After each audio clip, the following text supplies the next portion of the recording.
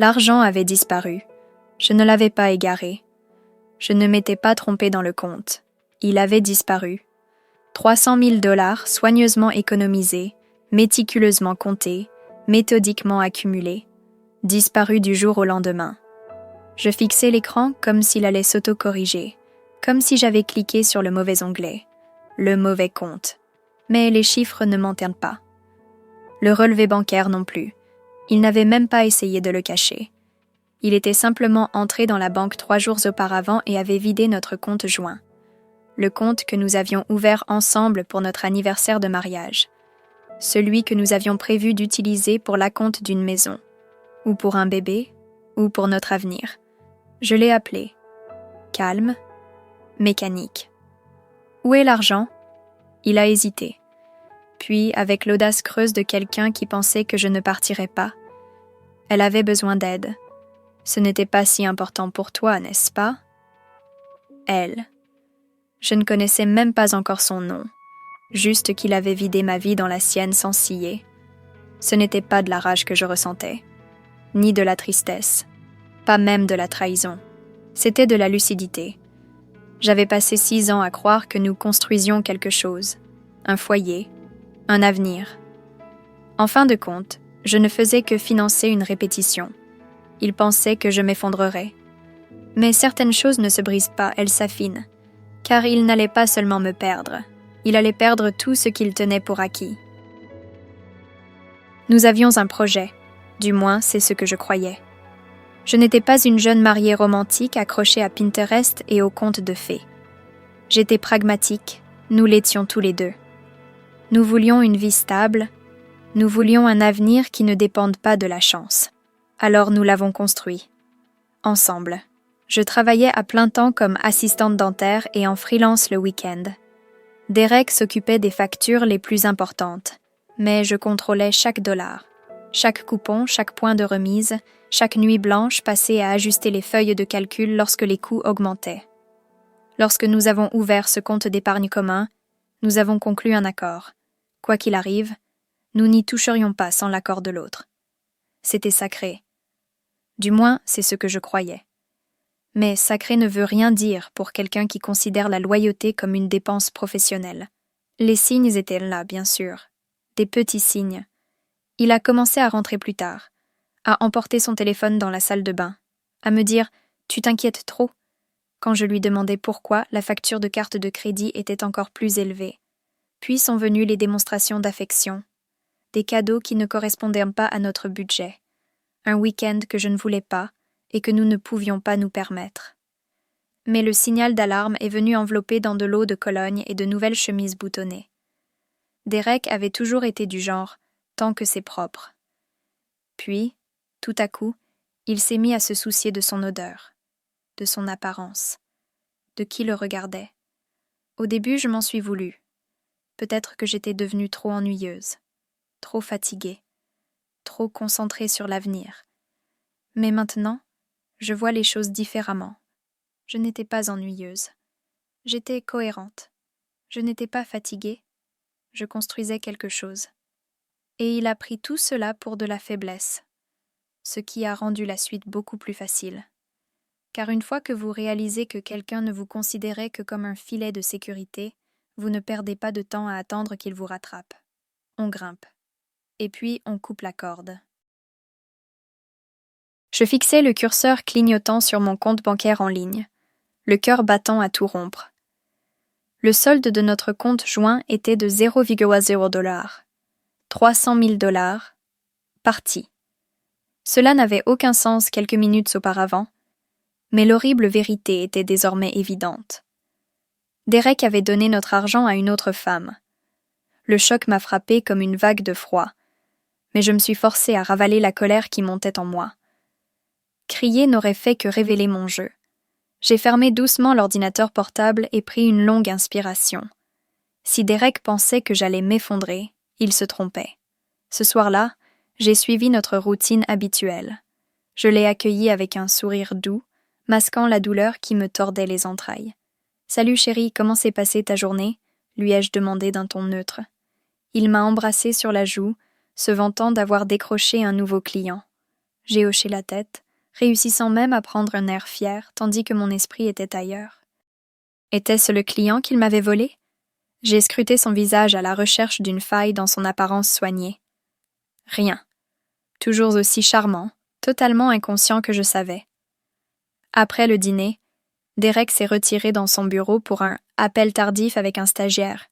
J'ai débarrassé la table, puis je me suis arrêtée dans le couloir pour écouter.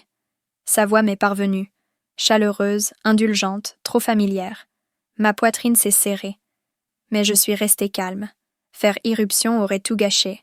Au lieu de cela, j'ai pris mon téléphone et j'ai discrètement rouvert notre application bancaire. J'ai pris des captures d'écran de chaque virement. Date, montant, numéro de compte, le virement sortant intitulé « Cadeau personnel ». Mes doigts tremblaient d'intention. Plus tard dans la nuit, longtemps après qu'il se soit couché, je me suis assise dans le salon plongé dans l'obscurité, la lueur de mon ordinateur portable vacillant sur mon visage. J'ai passé au peigne fin les relevés de cartes de crédit, et j'ai trouvé d'autres indices suspects. Un collier coûteux, des frais d'hôtel pour des week-ends qu'il prétendait passer pour le travail. Chaque découverte me faisait mal. Mais à côté de la douleur, quelque chose de plus aigu commençait à se former. J'ai enregistré des copies de tout sur une clé USB et les glissé au fond de mon sac à main. Je ne savais pas encore exactement ce que j'allais en faire, mais je savais que j'en aurais besoin. Les jours suivants, j'ai continué à faire semblant.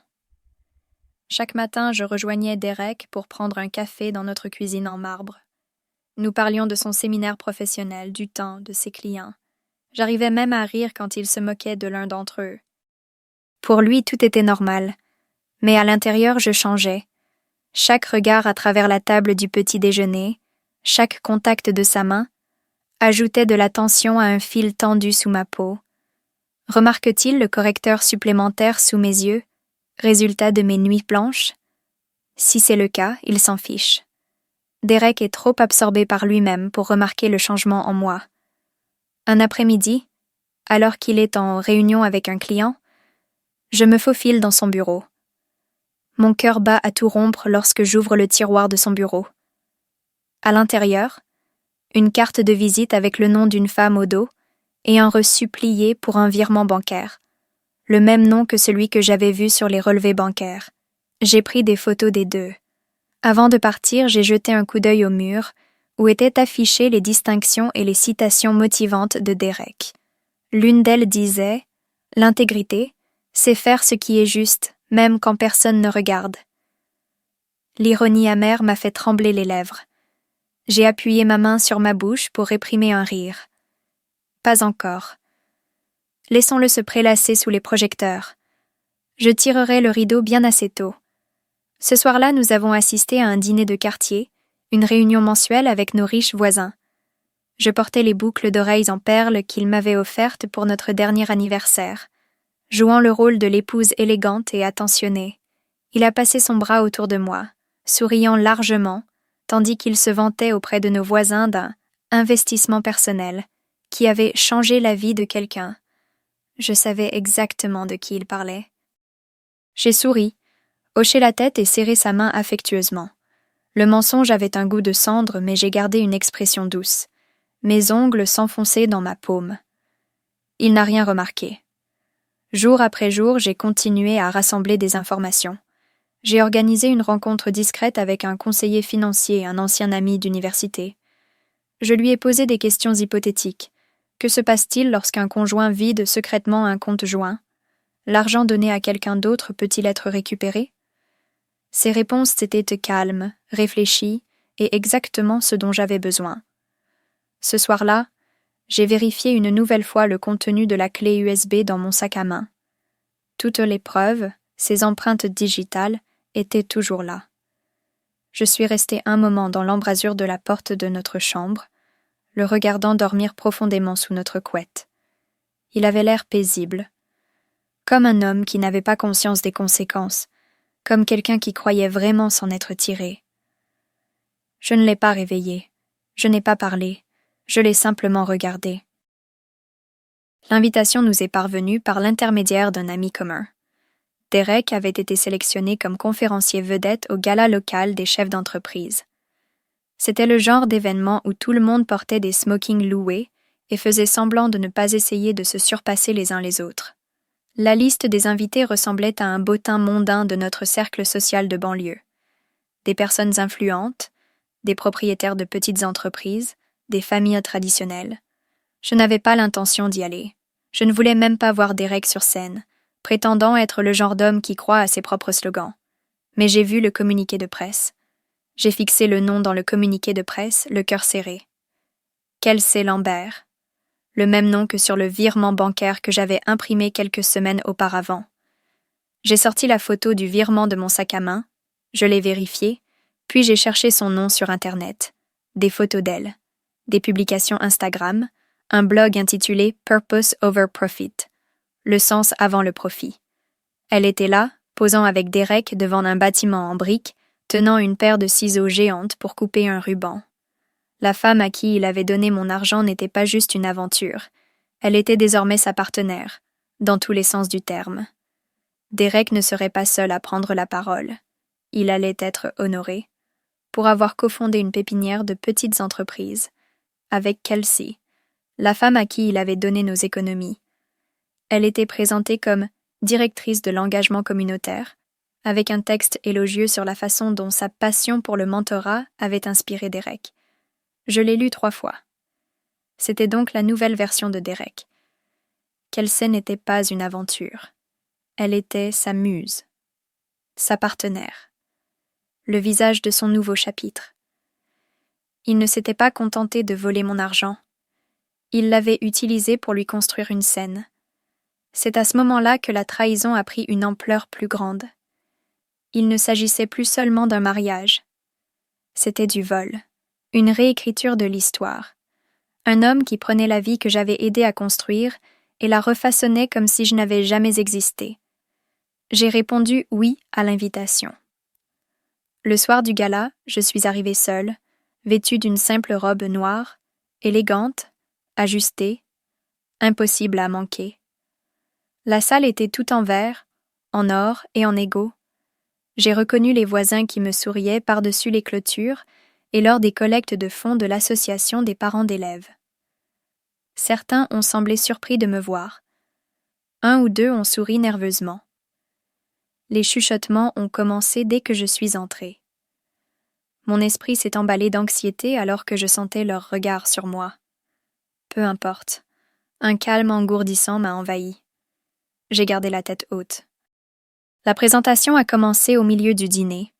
Derek est monté sur scène dans un costume bleu marine, la voix calme, charismatique, assurée. Il a commencé son histoire. Il a parlé de ses débuts, de l'importance d'une vision commune, de la résilience. Il a parlé de construire quelque chose qui élèverait les autres et créerait un changement durable. La salle applaudissait à chaque mot-clé. Je fixais mon verre d'eau, le cœur battant sous ma poitrine. Il a même mentionné les longues nuits passées autour de la table de la cuisine à esquisser des plans avec son partenaire. Notre table de cuisine. Il n'a jamais prononcé mon nom. Il n'a jamais reconnu qui avait été à cette table avant lui, qui avait pris le risque pendant qu'il poursuivait son rêve. Puis il a fait signe à Kelsey. Elle s'est avancée à ses côtés dans une robe bleu pâle, posant légèrement sa main sur son dos comme si elle y avait toujours été. La foule a applaudi. Les flashs ont crépité. Elle a souri. J'ai senti un frisson me parcourir. Mais ce n'était plus de la peine. C'était de la rage. J'ai serré ma pochette sur mes genoux si fort que j'ai entendu le cuir craquer.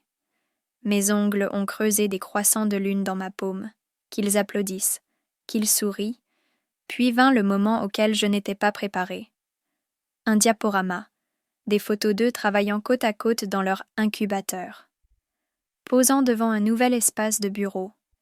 Une photo montrait Kelsey tenant un bloc-notes dans ce qui semblait être notre ancienne cabane de vacances, celle que j'avais toujours rêvé de rénover pour en faire un centre de retraite.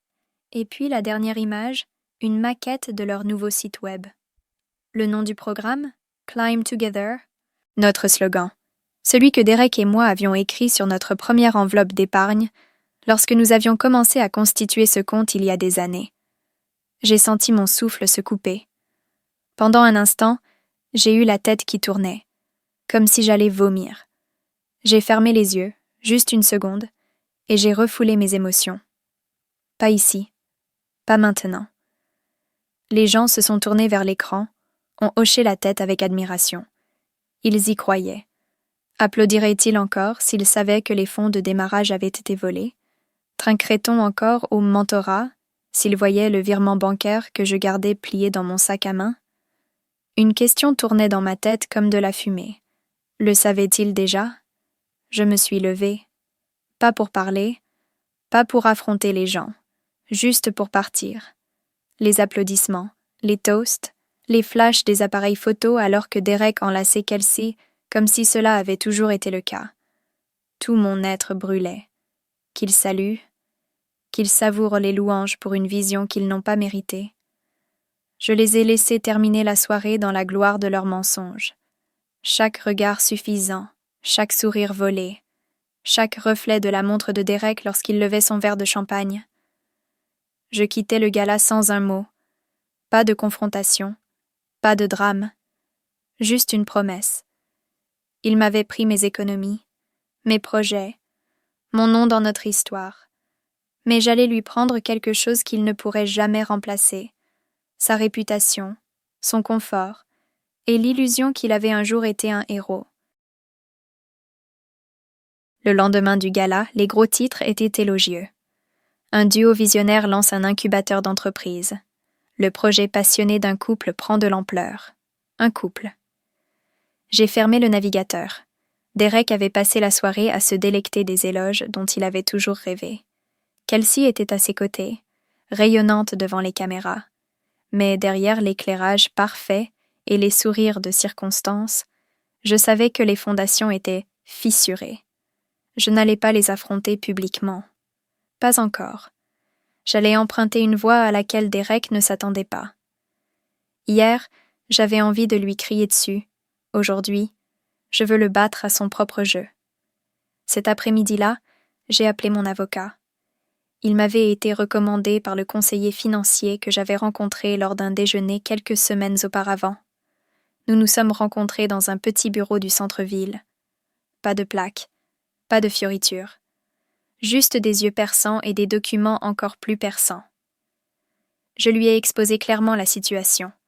Derek avait retiré 300 000 $ de notre compte joint sans mon consentement. Je lui ai montré les documents, les horodatage, les captures d'écran. Il m'a écouté. Il a pris des notes. Puis il s'est penché en arrière et m'a dit « Ce n'est pas seulement un divorce, c'est une restitution. » Tout est devenu clair dans mon esprit. C'était devenu ça. Nous avons déposé une requête pour geler les comptes auxquels Derek avait accès.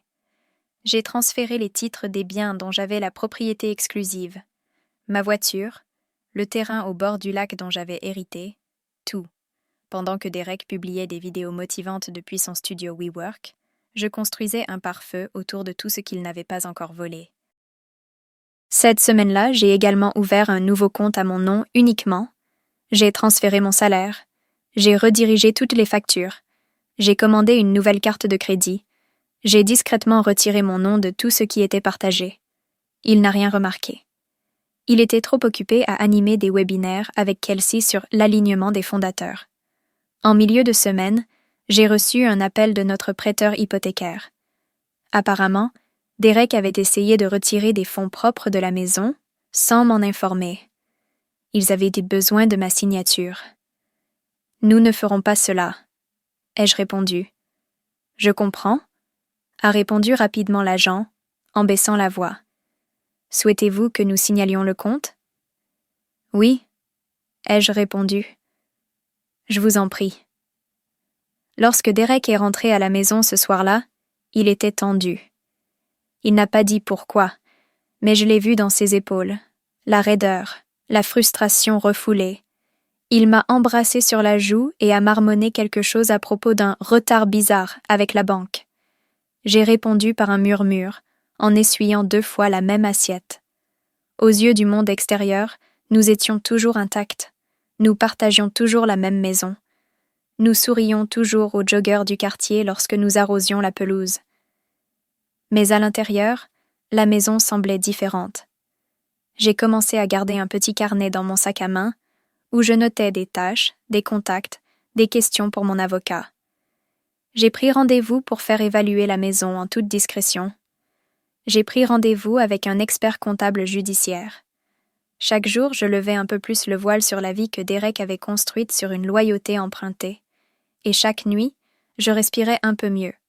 J'ai recommencé à dormir, pas beaucoup, mais suffisamment. Petit pas.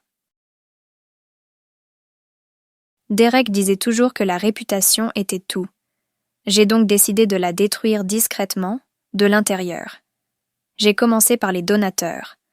La nouvelle pépinière d'entreprise lancée par Derek et Kelsey dépendait fortement de ses premiers bailleurs de fonds, des chefs d'entreprise locaux, des chasseurs de talents et même quelques petites subventions. Je le savais, car je l'avais aidé à rédiger le dossier de présentation initial l'année dernière. À l'époque, il prétendait encore que nous formions une équipe. J'ai réutilisé ce même tableur, en ajoutant des annotations, en extrayant les registres publics des dons et en les recoupant avec mes reçus. J'ai ensuite rédigé un email court et factuel, sans émotion, sans accusation, juste une question. Saviez-vous que les 300 000 $ destinés au nouveau projet de Derek avaient été retirés d'un compte joint sans le consentement de son épouse? J'ai joint les documents bancaires et des captures d'écran. Certains emails ont été renvoyés, la plupart ont été reçus. À la fin de la semaine, j'ai reçu 2 réponses polies, puis 4. Ensuite, un avocat m'a demandé des éclaircissements au nom d'une fondation qui s'était engagée à verser des fonds de contrepartie. J'ai répondu rapidement. Pendant ce temps, Derek continuait à publier des messages sur l'intégrité dans le leadership. Kelsey avait lancé un podcast intitulé « Climb Together » « Grimper ensemble », la même phrase que Derek et moi avions écrite sur une enveloppe lorsque nous avions établi le budget de notre première maison. L'ironie était si forte que je pouvais la goûter. Je n'avais pas besoin de les saboter. Il me suffisait de leur tendre un miroir, car toute leur histoire était empruntée. L'argent, le nom, même leur vision. Et les choses empruntées finissaient-ils par être remboursées. Une semaine plus tard, j'ai reçu un appel d'un journaliste. Quelqu'un avait divulgué le virement bancaire. Il voulait un commentaire. Je leur ai donné une seule phrase. Parfois, un homme bâtit son empire sur les fondations de quelqu'un d'autre. Assurez-vous simplement qu'elle ne garde pas les reçus. L'article a été publié le lendemain. Il n'était ni salace ni cruel. Il se limitait aux faits, mais contenait suffisamment d'implications pour susciter des rumeurs. Je ne l'ai pas partagé. Mais une douzaine de personnes me l'ont envoyé quand même. Le lendemain, l'agenda de Derek s'est mystérieusement vidé. Une conférence a été reportée. Le site web de son incubateur a été mis hors ligne pour maintenance. Et pourtant, il ne m'avait toujours pas confronté. Peut-être était-il trop fier. Peut-être pensait-il encore pouvoir se rattraper. Mais le silence entre nous avait désormais pris du poids. Il me regardait différemment, comme si j'étais quelque chose qu'il n'arrivait pas à cerner. Kelsey, en revanche, a sursauté lorsqu'elle m'a vu lors d'un brunch dans le quartier 2 samedis plus tard. Elle n'a pas dit un mot, mais elle a évité mon regard pendant tout le repas. Quelqu'un lui a demandé si Derek et elle prévoyaient toujours de s'agrandir. Elle a souri trop vite. Elle a répondu que c'était en cours. Je me suis contentée de remuer mon café. Plus tard dans la semaine, j'ai fait changer les serrures, non pas parce que j'avais peur de Derek, mais parce que j'en avais assez de faire semblant que la maison nous appartenait à tous les deux. Mon avocat avait déposé la demande de divorce le jour même de la publication de l'article. Je ne l'ai pas fait par l'intermédiaire de son cabinet. Je lui ai remis en main propre. Il venait de rentrer d'une réunion, la cravate défaite, le téléphone encore à la main. « Qu'est-ce que c'est » m'a-t-il demandé. « Un adieu officiel » ai-je répondu. Il ne l'a pas ouvert tout de suite. Il n'avait pas besoin de le faire. Le titre disait tout. Son visage n'a pas déformé de colère. Il a simplement expiré comme un homme qui regarde un pont brûlé et pense pouvoir encore le traverser. « Tu veux vraiment faire ça maintenant ?»« Tu l'as déjà fait, » ai-je répondu. J'ai déménagé mes affaires dans la chambre d'amis cette nuit-là. Le lendemain matin, il était parti. Je suis revenue à ce que je connaissais le mieux, la dentisterie, mais à mes conditions. J'ai lancé une activité parallèle proposant des consultations dentaires mobiles dans les communautés défavorisées.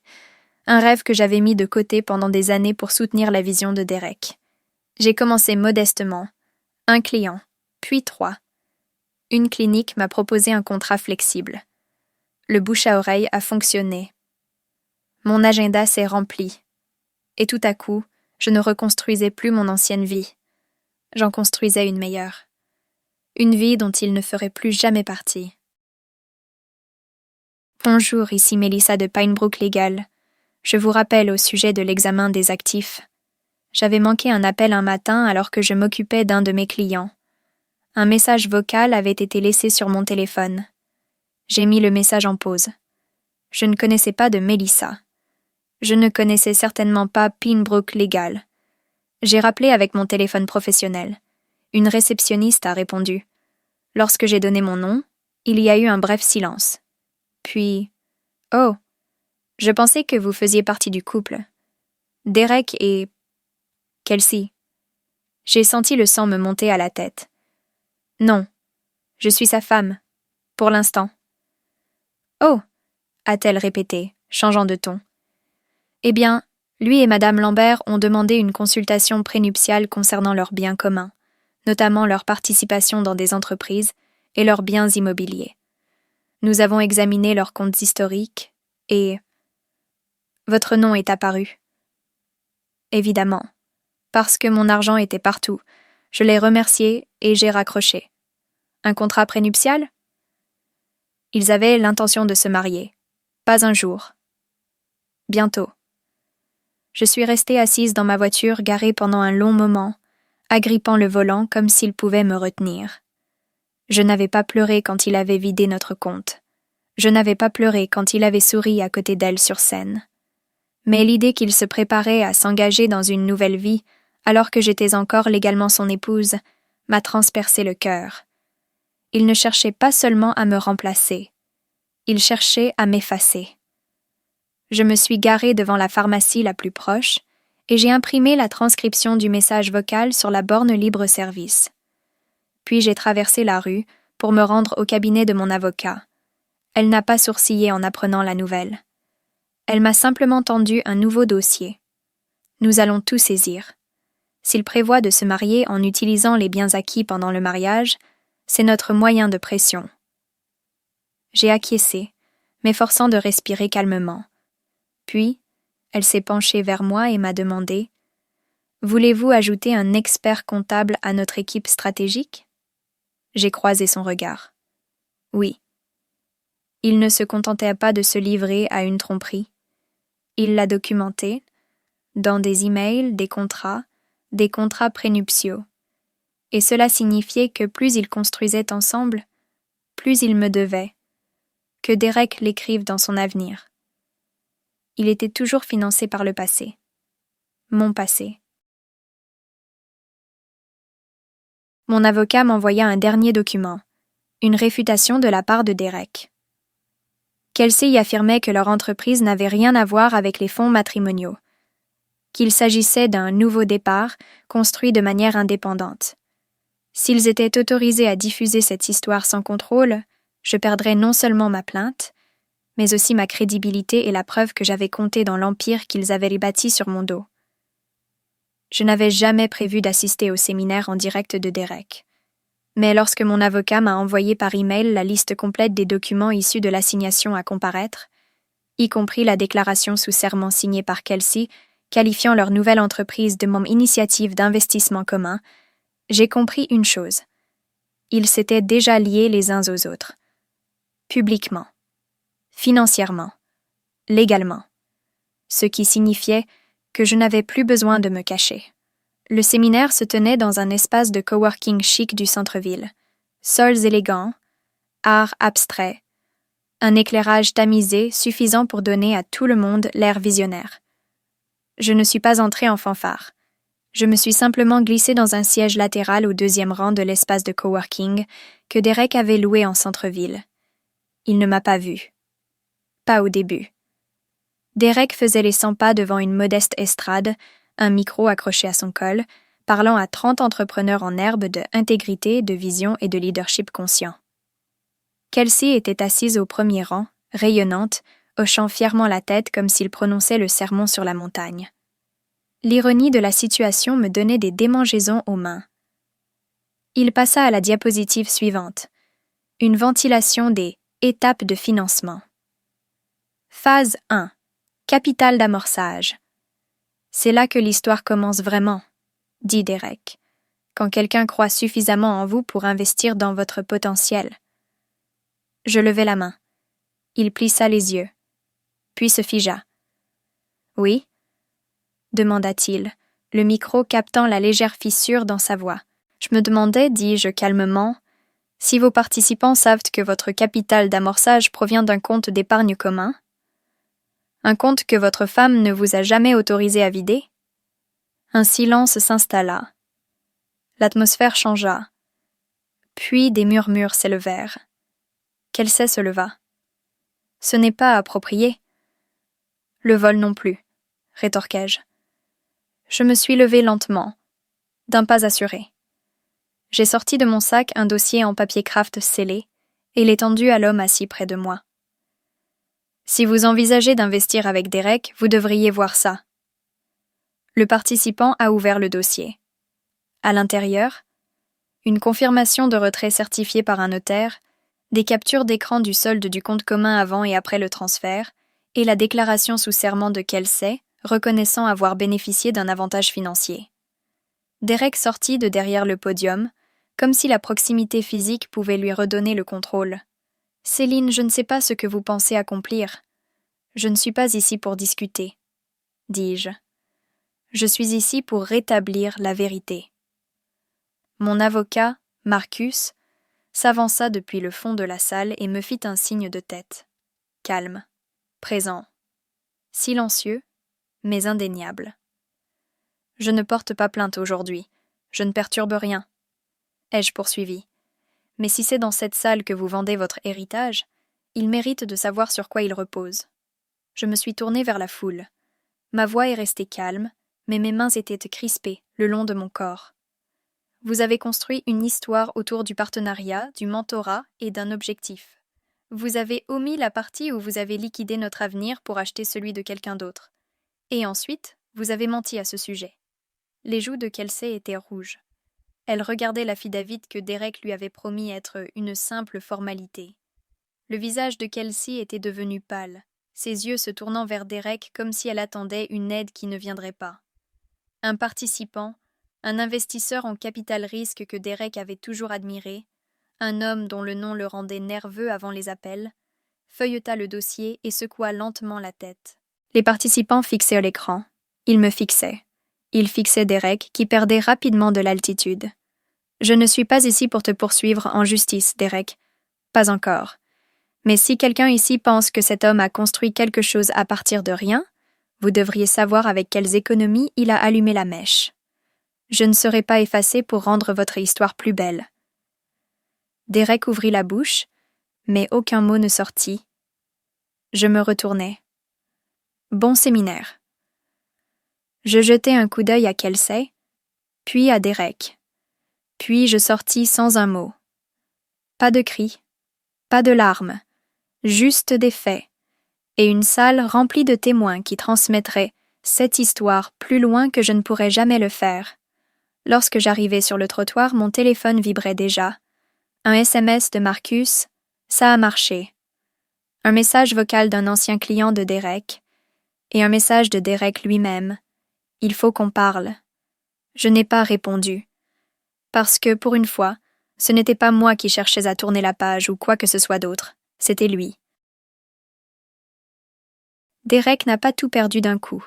Tout s'est passé comme la plupart des fins, tranquillement au fil du temps. Au lieu de cela, tout s'est effondré, lentement, inévitablement.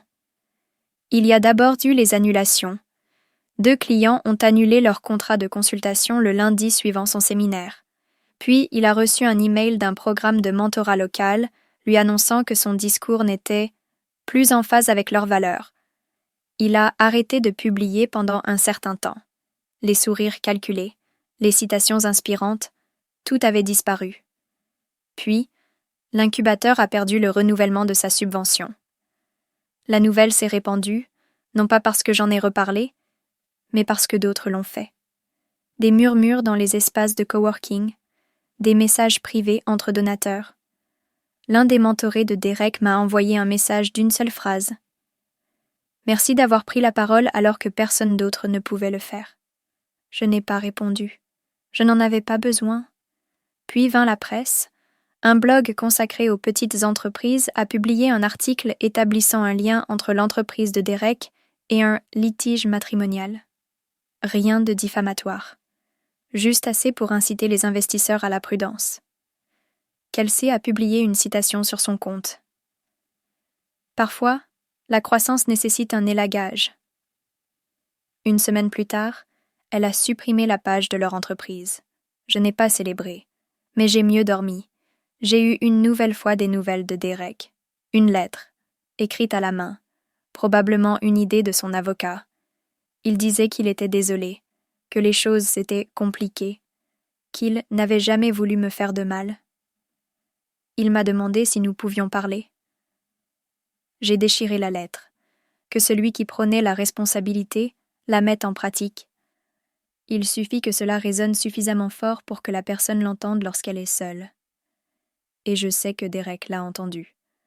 Parce que la vie qu'il avait construite sur mon dos s'est effondrée sous ses pieds, non pas parce que je lui ai pris quoi que ce soit, mais parce que certaines fondations s'effondrent lorsqu'elles sont construites sur du sable mouvant. Il n'avait pas vraiment appris à créer une entreprise. Il est doué pour parler, je lui accorde ça. Un an plus tard, la maison avait changé. J'avais repeint les murs, donné la moitié des meubles, remplacé les slogans encadrés que Derek avait accrochés par des photos des missions dentaires, auxquelles je participais bénévolement. Le silence ne me faisait plus mal. Il m'apaisait. Les affaires marchaient bien. La clinique mobile prospérait, notamment grâce à la subvention que j'avais obtenue après avoir présenté un projet d'initiative communautaire axé sur la reconstruction de l'accès aux soins dans les quartiers défavorisés.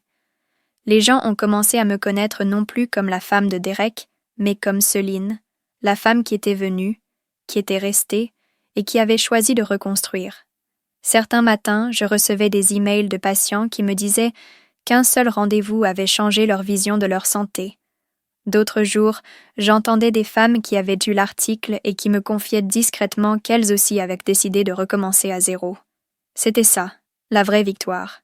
Pas la chute de Derek, mais tout ce que j'avais reconstruit. Je n'ai jamais publié quoi que ce soit sur ce qui s'était passé. Je n'en ai jamais eu besoin. Les personnes qui comptaient avaient vu la différence, dans mes yeux, dans mon travail, dans le fait que je ne m'excusais plus d'occuper de la place. Un soir, alors que je préparais des kits d'hygiène pour la clinique du lendemain, je l'ai trouvée, l'enveloppe où Derek et moi avions mis nos économies il y a des années. Elle portait une étiquette décolorée écrite de ma main. Grimper ensemble. J'ai failli rire. Pas par amertume. Juste à cause des rebondissements de la vie. Nous n'avons jamais grimpé ensemble, mais j'ai continué à grimper. Et maintenant, quand je repense à tout ça, je ne ressens pas de chagrin. Je ressens de la gratitude. Il a donné mes économies à quelqu'un d'autre, et j'ai transformé cette perte en quelque chose qu'il ne pourra jamais toucher, la paix.